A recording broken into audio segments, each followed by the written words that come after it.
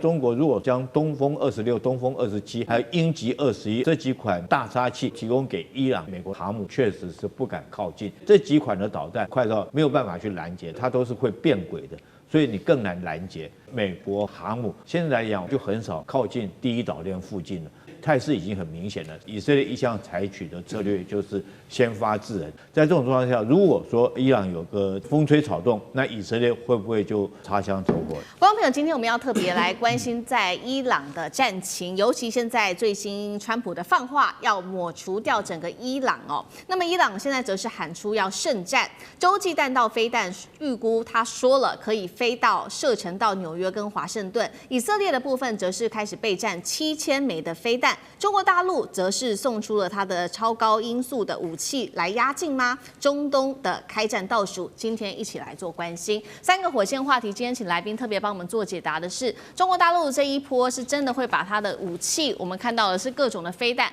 持续的搬进中东吗？那如果真的搬进来的话，美国的林肯号即将到的林肯号还是王牌吗？还是成为一个废铁呢？等一下我们会一起做军武面的关注。再来看到是川普现在嘴巴上面喊的是要抹除伊朗，而且接下来就是林肯号也快要到中东地区了，他到底会不会按下一个开战的关键呢？还是演一出吓人的心理战而已呢？这是第二个问题。最后今天也会来关心，当伊朗喊着要圣战，以色列则是传出要对伊朗打7000枚的飞弹，这一场仗可能从哪一个点会开始失控？是伊朗先出手，还是以色列会来先做清算？就这些议题，我们会一起的来做关心。好，赶快来看到这个是最新消息，中东战事随时引爆，因为川普已经说过，他很快就会下令对伊朗来做动手了。那么我们来看到，只要能够推翻伊朗政权，来自以色列的说法，我们愿意承受来自伊朗700枚飞弹的轰炸，也在所不惜。确实，现在伊朗已经做好了这个完全战争的准备哦。伊朗现在说呢，正在为以色列的最后一战做足了准备，这是来自于最高领袖哈米尼军事顾问说的，并且警告了川普，只要你敢动伊朗的最高领袖哈米尼的话，那么我们就等于是你在向整个伊斯兰世界宣战了。接下来，伊朗就有可能做的反制是号召世界各地的伊斯兰士兵上去，一起共同发起圣战。我们要来看到除了在这个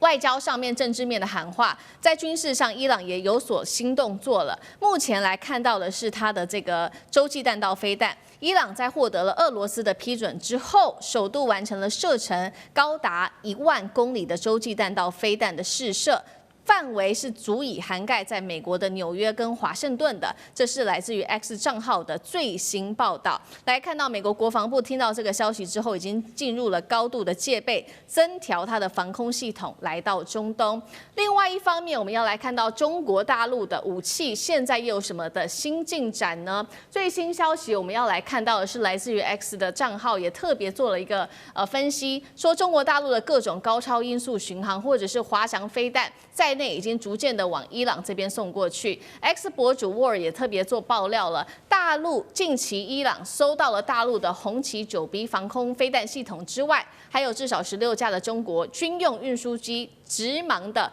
奔往德黑兰。而川普最新发文，他也说了，如果我真的如外界所说，你们要把我暗杀的话，你的伊朗就会从地表被我们美国给完全的抹除掉。而美以确实在军事上，刚刚讲的是中国大陆的军事准备，美以在军事上也做了大幅度的一个戒备跟部署。来看到的是，美国做的是最新向中东加派了爱国者跟萨德的飞弹防御系统之外，还有雷射导引反无人机系统也抵达了科威特的空军基地。美军的 F-15战机预估会集结总数达到24架。另外就是林肯号预估在这几天就会正式的到达中东，以色列也喊话可能会发射超过7000枚的飞弹，现在都已经对准了伊朗。节目一开始要特别请教将军怎么看，如果中国大陆真的出动，刚刚我们看到的这一系列的巡弋飞弹DF-26等等，还有它的红旗9B 的话，真的进到中东，那么美军的航母，尤其是林肯号还敢不敢靠近？这些武器能够把航母给击退吗？将军怎么看？我觉得以色列现在跟伊朗还有美国这3个国家真的是，如果说一不小心这个3个国家情势有误判的话极可能就擦枪走火。因为伊朗现在从上次的暴动事件到现在，我们可以说将它形容成一只已经受了伤的野狼这个受了伤的野狼其实是最危险的，因为它现在正在这个也是在惊慌失措当中。如果说稍微有一点刺激，它可能反扑的力量是会很大的。但是以色列这个国家历来从几次的中东这个以牙战争，我们就看出来，以色列一向采取的策略就是先发制人，他绝对不会等到这个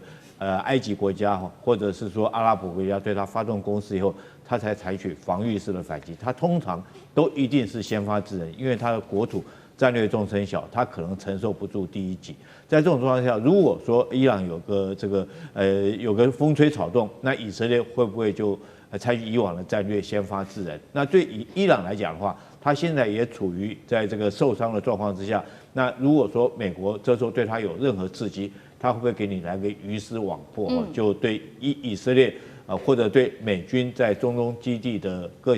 个基地来实施发动攻击那当然这一波来讲，我们从之前有听说过中国将这个这个红旗9这款导弹运送到伊朗，我觉得这可能性是有的因为红旗9属于防御性的武器，它属于这个区域防空的一个导弹，射程概略是200公里。那伊朗可以将它护卫到它的德黑兰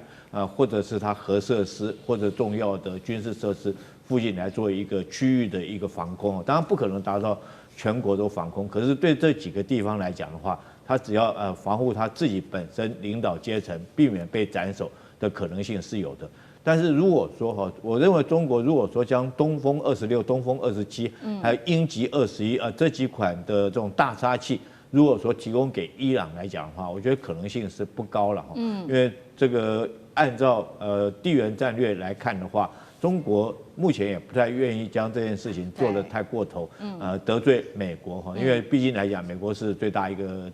这个对中国来讲还是很大一个强权的国家，他不愿意不管在经贸或者是地缘上面跟美国结下这么深的仇怨。那因为这几种武器确实是大杀器，如果说搬到伊朗去对美国来讲的话，它的航母我认为是确实是不敢靠近，因为我们从这个美国现在来讲，我们看到它的航母大概就很少靠近第一岛链附近了，这态势已经很明显了。甚至于在南海那边，我们看到因为中国有东风这个26、鹰击21等等这些导弹，这个美国的航母战斗群也大概都在这个南海的南边这个很少靠近北边，因为他也担心如果说是万一一个擦枪走火，他会承受不住这些攻击。这几款的导弹有几种特性，第一个它都是超高音速所以它速度是快到你很没有办法去拦截的。第二个它都是会变轨的，所以你更难拦截。那你可以说这几款导弹有没有打给美国看过？我特别要讲，还真的打过，而且还真的打中过靶船在这个2022年的时候，它分别从中国的这种东南部会，大概是江西这个地方的导弹发射阵地，跟这个它的西北地方甘肃这边分别发射2枚不同款式的导弹。那在同一个时间不同时间不同地点发射，但是却在同一个时间可以命中南海的靶船。所以这几款大杀器，我想说中国大陆不是在吹牛的，它确实有这个能力。但是我觉得美国来讲的话，它当然它不愿意去赌这个。那在中国或许双方还可以借着外交，借着高层通话来处理一些问题。那对伊朗来讲，如果说是美国来讲没有办法通话，那可能主要面临的风险是很大的。可是我认为中国大陆大概不至于会将这几款大杀器提供给伊朗。好，针对看起来中东战事一触即发，中国大陆或许看起来还是会特别的留一手，有一些的武器可能还是不愿意提供给伊朗的。那另外一方面，川普呢，他最新我们要来看到美国又部署了哪一些武器？刚刚看到伊朗部署的武器，还有中国大陆给的武器之外，我们来看到美以现在做了什么样子的一个准备。这时候川普也喊话了，他说他有收到一些消息，说有可能暗杀他的消息，来自于伊朗的情报他自己得到的情报。那他也说了，他已经下达命令了，一个密令，如果说他被暗杀的话，他就会把伊朗从地表上抹除掉。这是来自于川普的最新发言。那么，美国跟以色列又祭出了哪一些武器部署好来做准备呢？我们请导播来 take 一下 CG， 包括了美国的官员自己证实的，像中东地区加派了爱国者跟萨德防空系统，还有刚刚讲的反无人机系统 F-15战机林肯号，还有以色列的7000枚飞弹。林肯号都快要到了，川普现在是准备开打了吗？或者是说他还在等什么？那伊朗说他有可能发动的这个圣战，有没有可能扩及成全球恐攻？赖老师怎么看？首先我觉得川普讲的那个他发的密令没有意义了，因为他已经死了，因为他的前提是他如果被暗杀死了，那他已经有密令了，密令就会生效。问题是谁来执行？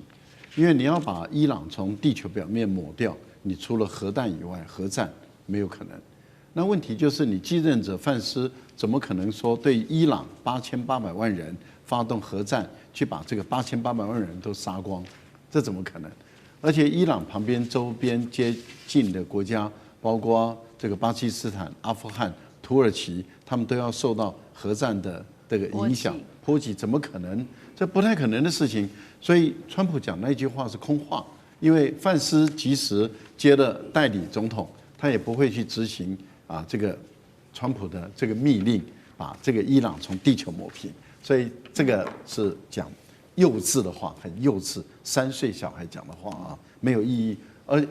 讲的这句话就会不会就把伊朗吓死了？也不会。但是你看美国现在的动作，把爱国者导弹、把萨德系统，它都是防空的防空系统装上去，把这个雷射反导无人机的系统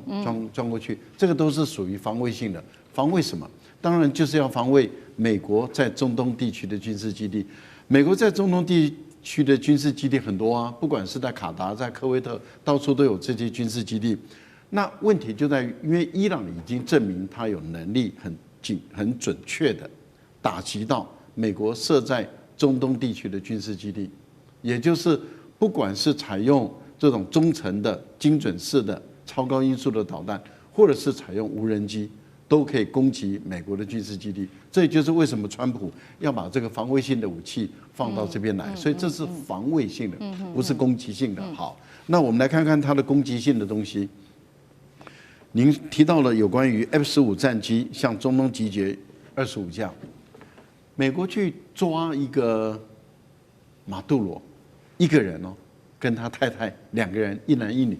就抓这个马杜罗，他就要出动航母战斗群，而且是最先进的航母战斗群福特舰，然后出动多少战机呢？150架的战机，不是架次，是150架，包括 F-22，包括 F-35，包括 F-16，包括 F-18，包括空中预警机，还有包括电子干扰机，再加上无以胜数的空中这个无人机。你想想看，150架战机浩浩荡荡的跑去了委内瑞拉，才抓2个人。你要用这些战机，就要把160万平方公里的伊朗，有8800万人口，革命卫队就已经将近20万人，民兵还有60万人的这个大军，你说要用这一些一个林肯号航母战斗群，再加上这几架战机，然后就要对伊朗实施毁灭性的打击，你不要，你姿态也摆认真一点，我就会觉得。川普，你认真一点，你真的认真一点。你在委内瑞拉你都搞这么大阵仗的，你到伊朗摆这个阵仗没有意义。那以色列说我用7000枚导弹打你，他这个是威胁性的。为什么威胁？就是你不要打我，我没有要打你，本来就是这个川普要打你，我还劝他不要打你，但是你不要打我，我没有要打你，这代表什么？代表。以色列只是说，如果你真的打我，我就7000枚导弹来伺候你。那这个还是威胁性，这代表什么？以色列并不支持川普在这一次对伊朗所发动的战争。好，所以以色列先喊话啦，就是做一个防御性。他说7000枚的导弹准备对准的是伊朗。那他也说了，你伊朗随时打来700枚都没关系，我们都做好准备了。有没有可能现在看起来伊朗跟以色列谁会先发制人？委员又怎么看？谁会先发制人啊？应该要看美国怎么发制啊，跟以色列、伊朗实在是没有什么太大的关系。以色列能不能承受得住700枚到1000枚的弹道导弹的攻击啊？这个以色列自己来盘算，大概拦截个80%左右，还有200多枚可能会击中。那击中的时候是击中了重要的地方还是不重要的地方？上一次大概有1/10会击中重要的地方，9%击不中那个重要的地点啊。那这样的一个攻击，以色列要不要承受？这以色列自己盘算。那从美国来讲，客观的来说的话，现在美国攻击伊朗几乎是最好的时机，最好的时机，对哈，因为他战略上不会去说我要消灭8000万人啊，或者什么革命卫队，他战略上只有2个，第一个把所有的这些伊朗的教士集团的头大概50个全部铲除，有没有这个能力？要看到中央情报局的情报准不准啊？如果像珍珠党的话，那准得不得了，那是50个教士集团头子可能一夜之间从地球上消失，这政权都改变了。第二个革命卫队大概就50个头。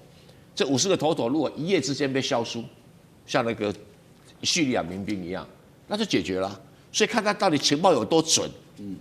如果情报不准的话，那可能还要来个第2次、第3次那就有的精彩了哈。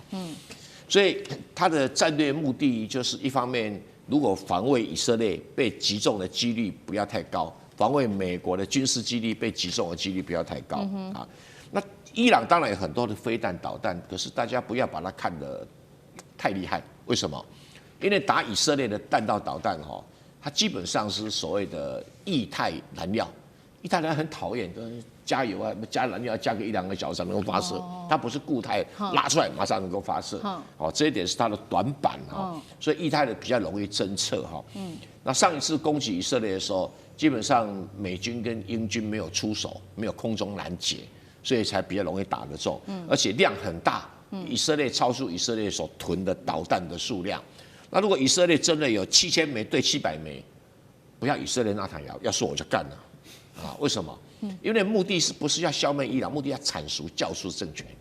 这个教士政权的满清末年了，坦白讲撑不下去了撑不下去那至于刚才厉将军有提到说中国会不会介入？不会的啦。中国没那么笨去扶持一个满清末年的王朝，绝对不可能嘛。何况那些武器都要中国自己去操作，那你去得罪美国，那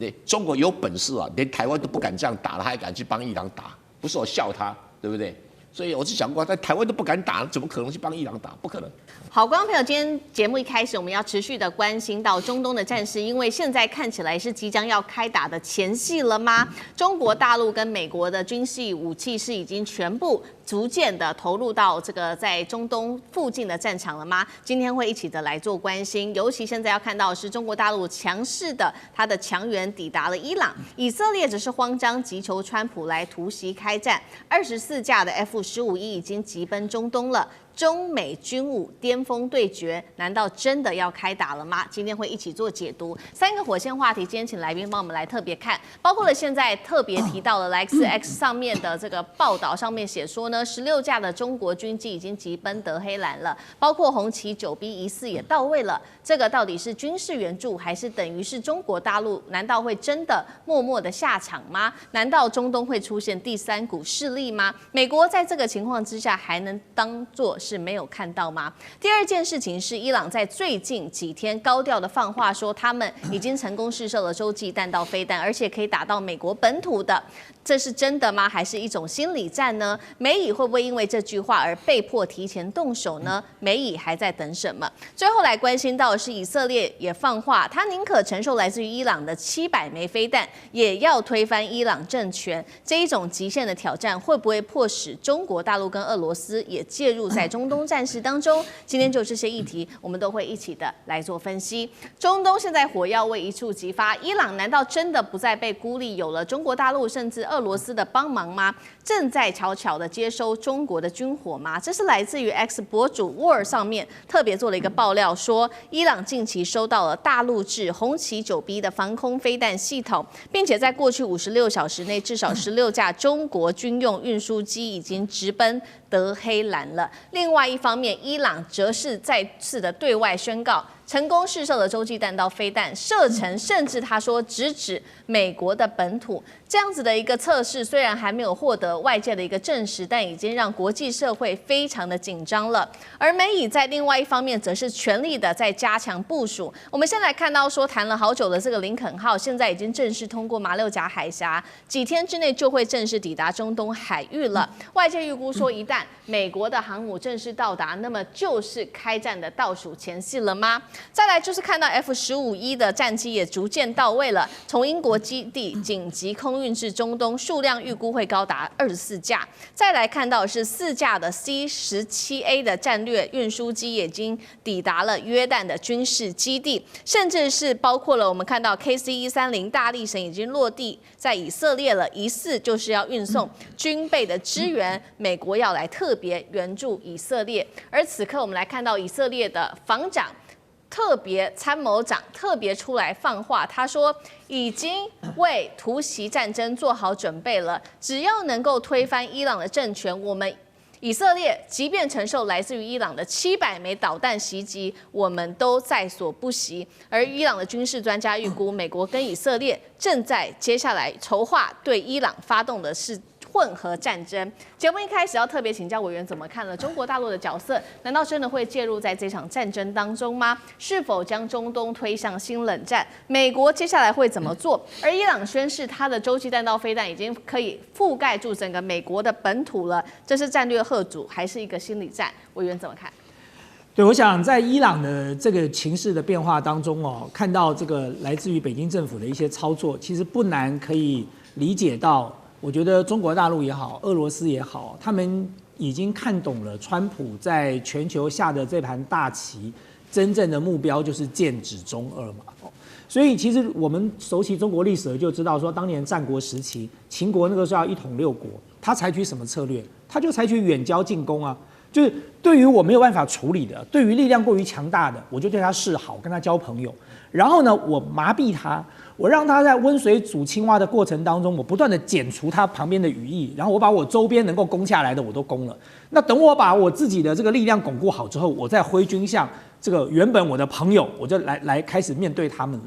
所以你看到川普在处理委内瑞拉、处理伊朗、处理这个格陵兰，川普几乎没有毫不讳言的在讲的目标，几乎都是剑指中国跟俄罗斯嘛。特别是像格陵兰，他不断的强调，他要拿下格陵兰，就是因为中国大陆跟俄罗斯在这个北冰洋的航道已经部署了太多的这个装备在那里了，他们必须要遏制中俄哦。然后他拿下委内瑞拉的时候，他讲了什么？他说美国加上委内瑞拉的石油产量占了全世界的55%了。大家想想哦，如果再让他拿下伊朗的话，他所掌握的这个全球原油产量绝对超过70%。那在那个情况之下，你说中国大陆当然首当其冲受到冲击啊。委内瑞拉的油大量都是输往中国大陆，伊朗的亦复如此。那你更不要讲说伊朗所处的地理位置，不管是空中航线或者是这个地面的这个地缘政治的位置，它其实都是站在非常重要的战略枢纽。一旦伊朗失去了，中国大陆的中欧班列马上就会受到冲击。那么所有的相关的航班，美国现在飞中东的机票为什么这么贵？就是因为美国的飞机不能够飞越伊朗的这个上空，不能够飞越伊朗的领空。但是如果这个情势改变了呢，变成美国掌握了伊朗呢，那接下来对中俄来说，他们所失去的远远超过于委内瑞拉可以造成的影响。所以我觉得在这个过程当中，看到北京也好，或者是这个俄罗斯采取更大的动作，其实也并不令人意外了。那你说美国这个时候要不要动手？美国早就动手啦。我们不要讲别的，就是在过去这段时间，所有的伊朗的抗争行为都是 CIA 干的。就是我2020年在帮韩国瑜打总统大选的时候，香港莫名其妙就来一个反送中了，等到蔡英文当选了就不反送中了。所以呢，香港最近的审判都已经出炉了，这个背后这个引发骚动的是谁？就是 CIA 啊，还有谁？所以今天美国跟摩萨德把他所有在伊朗潜伏的人马，通通都投入了这场所谓的这个骚动里。但是在这个骚动的过程当中，我觉得他们万万没有想到，说这个骚动没有推翻伊朗政府，因为这个骚动的群众他们缺乏一个核心的精神领袖。但是大家要注意一件事哦，在过去这段时间，我们看到各种报道说伊朗断网，可是呢，星链却成功的突破了伊朗的断网。各位，星链到了它上空，不是说你打开手机就可以连上星链的，星链在地面上要有接收站，要有发射器啊，那不是一台的问题，那是几千台。那几千台什么时候运进去的？就如果今天没有地面的这些接收跟发射器，就算星链的卫星全部集结在伊朗上空，打开手机什么都收不到的。那这么长时间的部署哦，你说不是 CIA 不是摩萨德，谁做得到？所以美国早就动手了，只是说他不敢打地面战而已嘛。今天以色列虽然讲狠话，他说我承受你700枚导弹在所不惜，对我打了你700枚，可是你还是没有办法入侵我的国土啊，因为你离我有距离，而且我国土这么大，你要占领我整个伊朗吗？你要怎么占领？这现在也是美国的难题啊。他就算来了 F-15的这个战斗机，他就算运了再多的这个相关的装备，他就算林肯号到了那里，他还是要地面部队，因为那是伊朗，那不是一个这么简单的国家。你美国打伊拉克，美国打土耳这个阿富汗，要不要地面部队？要啊，他要大量的投入地面部队。所以对美国来讲，我觉得他现在最大的两难就是，他究竟能不能够在损失最小、付出最小的情况之下达成这个任务？那么我认为美国在评估当中，所以这个时刻中国大陆采取更大的动作，我觉得是有助于牵制住美国，让美国要重新思考。那你说至于说伊朗有没有洲际弹道飞弹哦？我觉得也不无可能啦，因为其实对中国大陆跟俄罗斯来讲，你要帮助伊朗最好的办法就是让他有洲际弹道飞弹，不管是你给他，或者是你帮助他研发。因为只要他有了，他跟美国就是要做保证相互毁灭。那么美国就要想一想了，就我如果真的要发动战争，或者我让以色列发动战争，我的国土会不会受到你洲际弹道飞弹的攻击？这就是美国要考虑付出的代价了。好，这一场可能即将要引爆的战争，现在看起来也涉及到了中国大陆跟美国，还有俄罗斯等等各个国家的武器的一个对决。那刚刚委员帮我们提到了，现在美国在伊朗这边还是缺乏地面部队，不过现在眼前有包括林肯号逐渐要到位，然后再加上战机等等，有了包括伊朗的方面，他现在拿到的是中国制的红旗9B 等等，还有它的运输机现在运一些武器，真的能够有效的阻挡来自于美以的攻击吗？干哥有怎么看？好，我特别注意到，就是说，中国军用机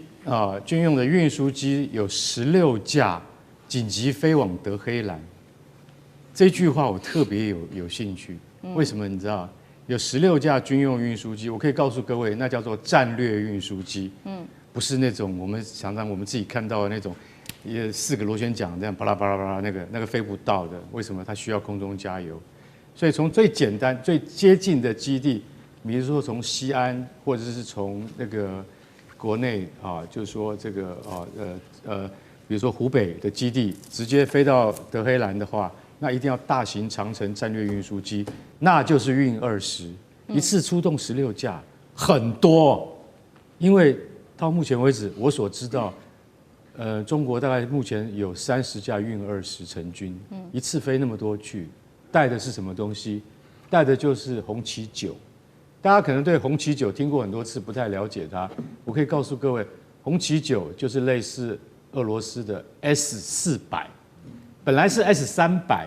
但它的提升它的性能已经到了 S400了。有个国家在美国多少次警告的情况之下，他最后还是买了红旗9。为什么？因为他认为红旗9真的好用，它叫做埃及，好不好？结果埃及用了以后，真的说很好用。然后还有另外一个国家，在去年的12日战争之中，就验证给你看红旗9B到底它的性能如何。听说他把俄罗斯的 S400的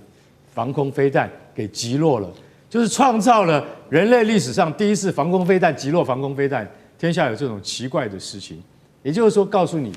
红旗9B 的性能，它本来是仿 S300而来的，而达到跟 S400有相同的功能。结果我竟然可以拦截印度的、巴基斯坦的那个红旗9B，拦截了印度的 S400系统。现在大家就可以想象到这是什么样的概念，就是说，我现在已经青出于蓝了。所以说，在那个战争之中，不仅仅是巴基斯坦的枭龙或者是歼10。打下了印度的标风战机，连防空飞弹都已经胜于印度一筹，而印度的那个原来的系统是俄罗斯的系统，所以红旗9B 不是只有这么简单而已。这样你就比较了解到底它是什么样的系统。红旗9B 现在是部署在中华神盾上面最重要的系统，也就是说海军大家所听过的055大驱或052D 中华神盾，他们主要的防空系统就是海红旗9，跟陆上的红旗9B 是同一个体系出来的，也就是现在中国的主力防空飞弹、区域防空飞弹，射高30公里，射程300公里，然后它可以应付饱和的电子干扰环境。在这种情况之下，这种飞弹用16架运20，赶快运到德黑兰去，这个意义非常重大，就是我赶快援助你。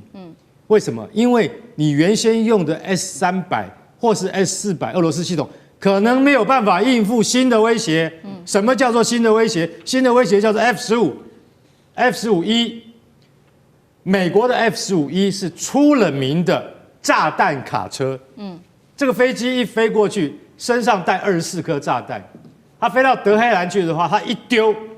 一架就丢24颗。这24颗可不是小炸弹，每一枚都是500磅的炸弹。一丢到德黑兰的头上的话，那你头就痛了。如果这次派了24架去，2个中队，这种炸弹卡车，它也不是自己就飞过去的，它也会面对很多德黑兰的防空系统，它也有电子压制的。所以这次他如果去的话，会不会被红旗9B 打下来？这件事情就是我们特别现在接下来要关注的重点。不过我们可以理解到，不管是 F-15E 炸弹卡车，或是 F-35隐形战机，都会被防空飞弹打下来。只是远近以及多跟少而已。只要你第一次进去我拦不到，第二次你一定会被我拦到。这个就是什么？这个就是战争的一种艺术，就是说我们都是处于在时代尖端的系统。如果今天中国已经紧急运送了红旗9B 到德黑兰去，那现在 F-15E 真的跑进来要空袭德黑兰的时候，红旗9B 抓得到抓不到？刚开始也许抓不到，但你来第二次，我一定抓得到。就像巴基斯坦抓得到印度是一样的道理。所以我大概简单讲到这边，就是说，如果那个美国跟以色列要联合进行空袭行动的话，碰到中国的红旗9B，可能要特别小心一点了。好，现在不管是美国的或者是来自于中国大陆的武器，都已经急忙的送到了伊朗这边去。那另外一方面，以色列他也直接喊话，这是他的参谋长，国防参谋长直接说，宁愿承受700枚导弹袭击，也要推翻伊朗政权。中俄在这个时候会介入吗？苑老师怎么看？我们一般人呢，对于这个以色列的这个抵御能力啊，就是说有一种顾虑，就是说以色列在前一阵子，就是2025年6月份的时候，挨了伊朗的导弹啊，非常多，上百颗的导弹以后呢，觉得大家都看到那个惊心，就是触目惊心的那些画面了哈，就觉得以色列这里被炸那里被炸哈。但是实际上的话呢，我告诉大家，就是说以色列本身呢，现在是基于3个理由啊，它是对于这个伊朗的话呢是非要动手不可，所以他的参谋总长扎米尔啊，他的表现的态度非常强悍，而且以色列从以色列已经打了2年多了哈，以色列现在没有停的意思，就想要毕其功于一啊，要把伊朗收拾掉。有3个理由是非常重要的，就是说伊朗本身来讲的话呢，就是以色列会攻打伊朗的主要理由就是以色列注意到伊朗的核能的提炼的整个过程并没有被川普摧毁掉。这是大家现在都已经知道的事情，而且以色列的话呢，非常非常担心伊朗拥有核武器。一旦伊朗拥有核武器，再加上飞弹、导弹的话呢，它一定会对以色列发射。这以色列这样认为啊，实际上的话呢，也可能是对的。然后第二个的话呢，就是说伊朗的带头呢打代理人战争呢，那个叫抵抗之湖啊。那么现在的话呢，整个基本上只剩下伊朗了。其他的话呢，从哈马斯开始到这个也门的胡塞武装啊，到这个叙利亚呀，到什么所有原来支持伊朗或是说伊朗拿钱在支持的代理人战争的话，现在都被以色列打垮。所以以色列现在就是说要把伊朗的借这个机会呢，就把它真正的打垮一下啊。所以说那个第3点原因的话呢，就是以色列认为是机会难能可待。这个机会的话呢是2方面，一个是川普在当总统，另外一个的话呢就是伊朗前一阵子的话呢闹得很厉害，伊朗闹的原因啊，除了颜色革命的因素以外呢，还有一个是通货膨胀的问题。现在的话，1个美元可以换到伊朗的钱了140万呢，140万。所以伊朗人的生活当中的话呢，普遍来讲是不满意的。不满意呢，那以色列呢，前一阵子呢，突然表现得出奇安静，就是基本上是在搞内部的这种联络啦，啊，那个摩萨德就开始动作。所以说这3个原因合起来的话呢，对以色列来讲的话呢，只要我能够抗得住第一波、第二波的导弹攻击的话呢，能够借这个机会让伊朗什么呢？不一定要让它消灭，也不一定要占领它，要让它乱，3个乱。啊，所以说它就够了，以色列就够了。所以说在这种情况下，我觉得中东的战争是一触即发的。观众朋友，今天特别要来关心到中东的情势，尤其现在战事绝对是一触即发的。中国大陆这一回有祭出了它的红旗，在伊朗会现身吗？另外，美国的 B-52则是路被封死了，再加上美国它要出动它的航母前往中东地区，中东战火现在在看谁会开启第一枪。今天3个火线话题，我们会请来宾特别帮我们做解答。首先，我们来看到的是，送进伊朗的除了有红旗，来自于大陆的红旗飞弹之外，还有米格29。那么以色列的战机的部分也是随时做待命了，可能随时都会开火。在此刻，最新消息在今天接近中午，我们收到的最新消息是来自于北韩的放话，如果伊朗遭到袭击，将会派兵参战。那纳坦雅胡耶反呛伊朗说，如果你敢错的话，我不排除针对平壤进行攻击。这一套我们今天会来关注的是来自于中伊朝的防空空战加援兵组合，真的能够挡住以色列吗？接下来关心到的是另外2个国家。包括了中国大陆跟印尼，现在挡住了在南海跟马六甲这边的军事航线，是告诉美国说，你的 B-2 轰炸机如果敢来打伊朗，我就让你不好过吗？第3点，我们今天也会来关心到的是美国的航母，刚刚说了往伊朗的方向前进，还有它的其他武器也都准备到位了，打击清单都列好了，川普什么时候可能进行攻击呢？今天就这些议题，我们都会一起的来做讨论。好，先来关心到的是最新消息，现在尤其在空中很紧张，以色列的战机在北部的空域被发现到密集的升空做巡航，进入随时都会可能开火的一个实战了。伊朗方面刚刚说的，出动了米格29战机，双方现在呢在空中对峙，火药味非常的浓厚。而此刻大陆则是派了运输机前往伊朗，疑似好像是里面放的是红旗系列的导弹。这个战力到底对于以色列来说会有多大的威胁呢？接下来我们要来看到的是，包括了中国跟印尼现在也联手封住了这边的地区，行经马六甲、南海前往中东的路线，试图封锁美军的 B-52轰炸机经过这个地方。印尼现在最新规划还会再采购40架的巴基斯坦制的这个是雷电的一个战斗机，加强它在空中领域的一个防空系统。那么伊朗现在真的是非常的紧张，最新消息它已经暂时关闭所有的领空了，大量的民航机也因此被迫改道，而过去统计只有少数，也就是2班的航班仍然获准经过在伊朗的上空。伊朗也最新授权了他们的部门说，如果在接下来的时间里面看到没有识别的飞机，一律会视为敌机，是可以立刻对这一些飞机开火的。刚刚提到的北韩也最新消息传出来，是 X 博主说的。金正恩已经警告美国了，停止打击伊朗。如果说我发现伊朗遭到袭击的话，我们北韩会派朝鲜人民军来参战。纳坦雅胡当然很火大了，他也直接怒呛金正恩：如果你真的北韩敢派兵，以色列也会派我们的空军部队针对平壤进行报复性的攻击。而最新消息包括了中国大陆的外长跟伊朗的外长已经见面，并且已经通话了。那么伊朗的外长是说呢，希望中国大陆能够发挥更大的作用来做帮忙。王毅则是态度比较平稳，他只说希望各方能够保持克制哦。那么所以节目一开始要特别请张立将军怎么看了？刚刚讲的伊朗的，不管是他收到的红旗或者是米格29，真能挡住美国跟以色列的军队吗？中国现在到底态度是什么？红旗飞弹都已经进入到伊朗了，这个态度上还是这么的平稳，只是劝和而已吗？还是在跟美国在中东地区已经摊牌了？我们今天也会关心到中国大陆跟印尼的角色，挡住了 B-52去中东的去路，是在跟美国做警告吗？李将军怎么看？第一个，我们先从国际关系来看的话，你知道伊朗是中国原油最大的输出国，所以中国绝对不会坐视它的原油路线的生命线受到影响、受到干扰。你说其他以前中美之间，如果说是因为贸易战彼此之间在黄豆或者方面，或许中国还可以接受。但如果说动到原油来讲的话，中国甚至于天然气，我觉得中国绝对不会这个坐视不管的。所以我们看到这时候中国也有这个实力所以看到这个伊朗的外长已经跟这个王毅已经通了电话，等于说王毅也出口。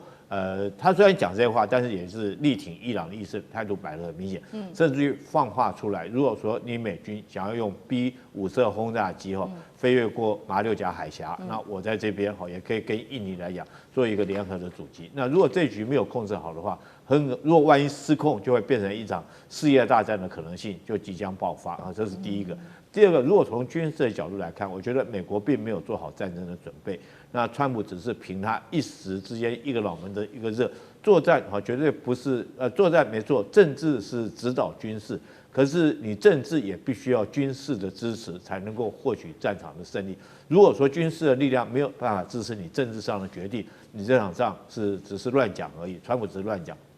那现在军事最明显的一个就是你作战之前有没有做好作战准备哈？任何一场战争，这个你要发动战争之前，都是要用狮子搏兔的力量来完成所有作战准备。我们看到美国对委内瑞拉那时候动用了这个一艘福特级的航空母舰、硫磺岛号2栖攻击舰，还有当天发动攻击的时候有。动用了数百架的战机，包括到B-2轰炸机，包括到这个 F-22、F-35，还有很多的直升机甚至于上万名的陆战队的士兵都在待命。那也不过就是一个捕捉一个这个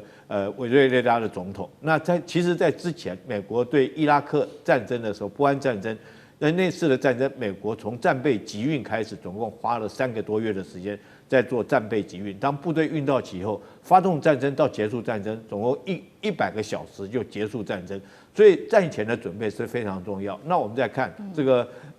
俄乌战争里面，俄罗斯刚开始，如果大家还有印象的话，大概也是从头到尾开始有这个讯息到真的发动攻势，可能中间也将近有半年的时间做所有作战准备。那这是我们看到美国对于要发动伊朗的攻势完全没有任何的战争准备，甚至于到现在林肯号还远在这个南海地区还没有过去，甚至于说要1个月的时间才能过去。所以我认为美国并没有真的要做好作战准备。或许川普有这种念头跟想法，可是军事上面没办法支持他发动这场攻势。第二个，我们讲说北韩这个，我觉得金正恩纯粹就是在蹭热度而已，真的这场在蹭热度。第一个就是说。伊朗缺的不是陆军部队，北韩强的是陆军，他可以去支援这个俄罗斯打库斯克尔战役，因为他要的是陆军嘛。那其实伊朗来讲，自己本身不缺陆军那你北韩你强的就是陆军，那伊朗缺的是空军制空的能力，那你北韩并没有这个能力，所以我觉得金正恩这是纯粹就是在蹭热度而已，他不需要你的陆军来支援来帮忙，他们自己本身的革命卫队其实战力已经够强了，那美军来讲也不太可能投入地面部队。那第二个，我觉得纳坦雅胡也是在打高空这为什么呢？你想想看，你以色列空军是很强没错，但你空军再怎么飞，你要有基地你才能够飞进北韩去轰炸，如果你没有基地，你怎么进北韩？试想一下，如果说以色列的空军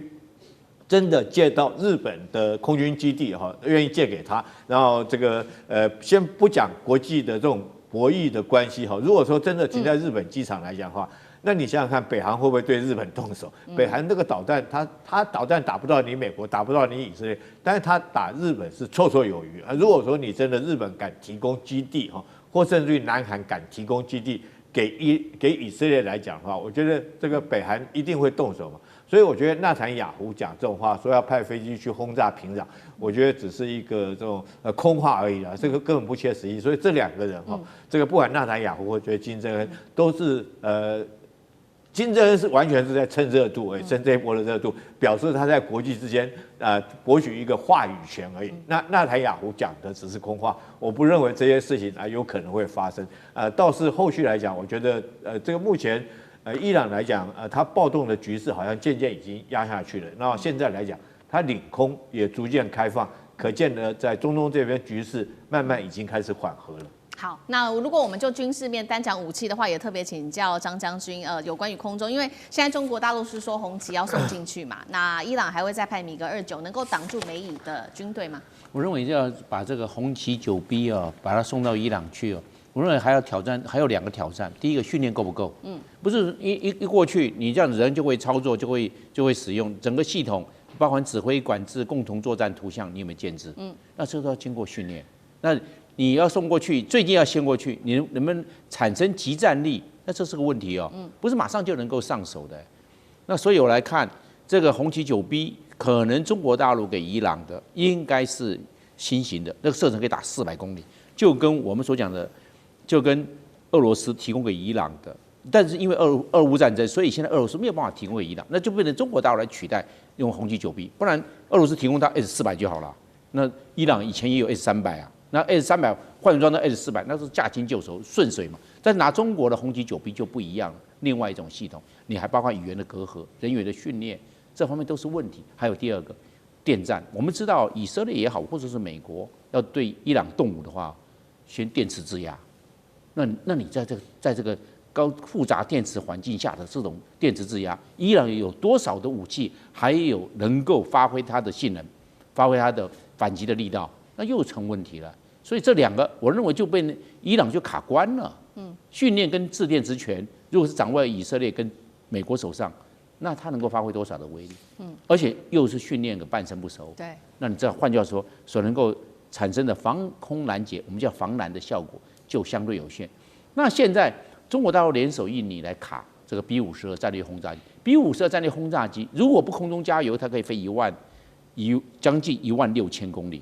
作战半径是7000公里，是这样。但是今天好，它是2手到马六甲，不要走马六甲海峡，它从南印尼航路，就是我们讲赤道以南，就被南半球了，贴到印尼的南边飞过去，飞到我们也不要进入这个阿达曼海峡，那直接从印尼南边进入印度洋，有没有这种可能？有，在印尼跟澳洲中间，那只是绕一个大圈圈而已，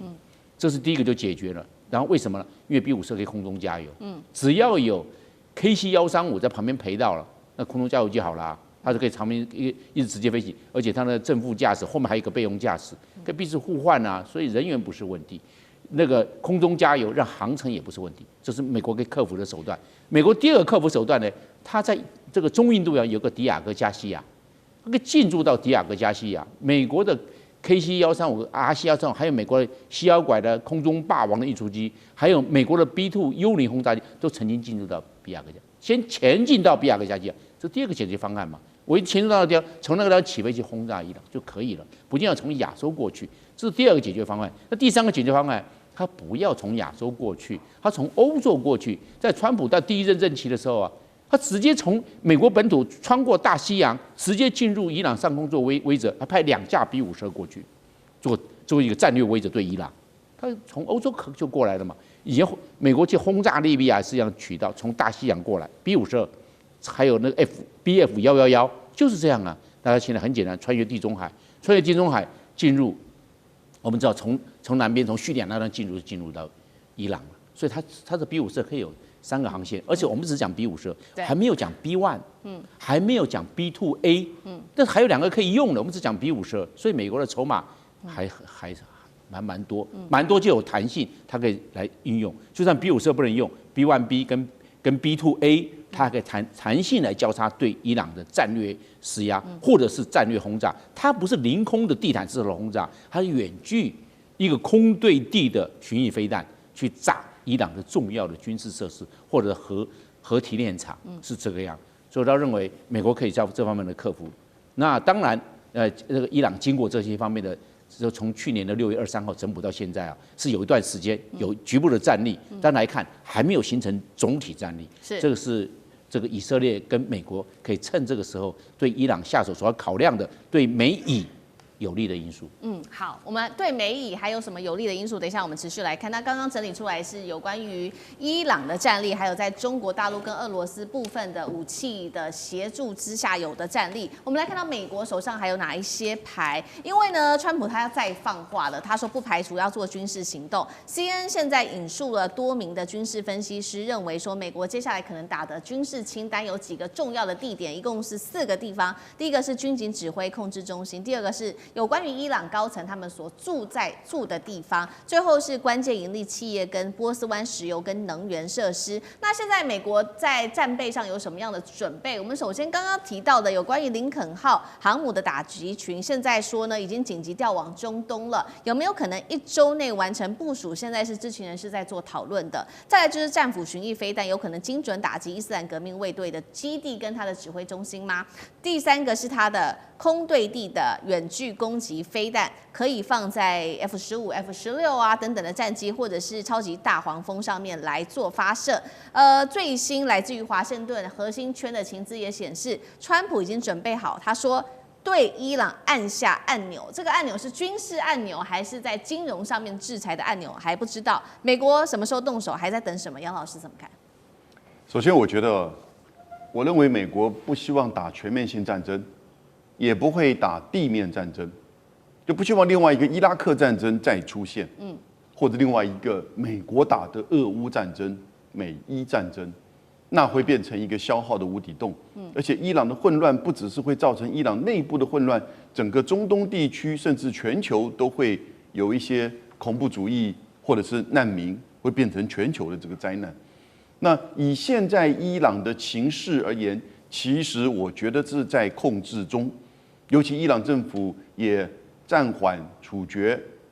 他们逮捕的一些抗议分子。那这些人其实在过程当中是采取激烈的手段攻击政府的大楼，可是他停止就是执行，因为法院立即判了死刑，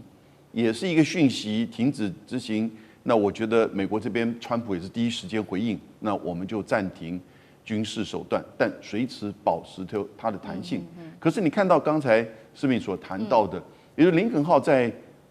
南海2个礼拜了，它现在正在开往就是波斯湾，预计最快也要5天以上的这个时间。可是林肯号到那边又表示如何呢？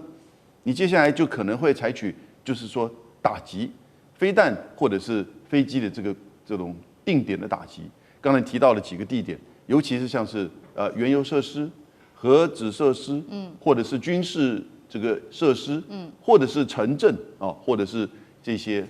高阶军官或者是宗教那个最高领袖所住在的地方。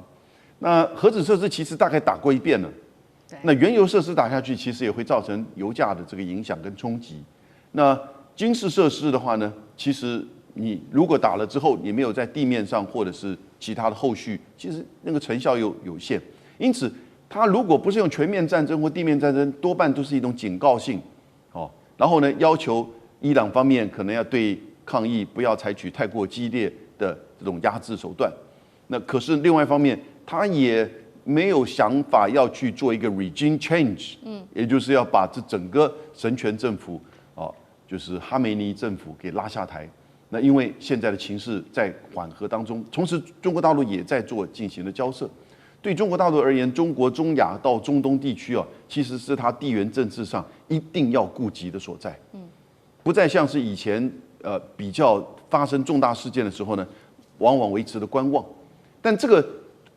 个关注呢，不会是军事的，而是比较是外交层面的。所以外交层面，你看到过去伊朗跟沙特之间的和解建交，都是中国大陆在推动。那这一次呢，可能就是在周边的国家给予伊朗外交上的支持，当然也同时希望伊朗政府在处理内部的抗议事件的时候，不要过于激烈。内部至于你将来自己如何面对改革，甚至这个最高领袖他已经87岁，健康不好，如何交棒，这是伊朗人自己的问题。但是过程当中，伊朗自己大概也知道，你如果要撑过这一段时间，以避免美国的攻击或者是整个内部抗议持续扩大，你要面对你自己的问题。不过要警惕有一点提醒大家的是，过去以色列他不会放过这个好时机的，所以现在在国际赌盘上已经在开盘，就是1月31号以前，以色列会不会先制攻击伊朗？过去发生过好几次啊。对。然后呢，当以色列攻击的时候，伊朗还击，然后这个事情就变成越来越扩大，然后美国就被进一步的卷进来。所以目前为止，我觉得是比较川普在放话，当然也有一点在遮掩他在委内瑞拉那种无法无天的行为，也有一点在表现出他美国的军力的强大，他接下来要拿格陵兰，哦，所以伊朗的问题我们要看持续的观察。那我觉得中国大陆外交的这个交涉的这个角色跟成效哈，应该很快就会看到。地缘政治、美中之争、战略价值、强权崛起、小国生存，现在与未来洞悉事件走向，掌握世界脉动，全球观点尽在环球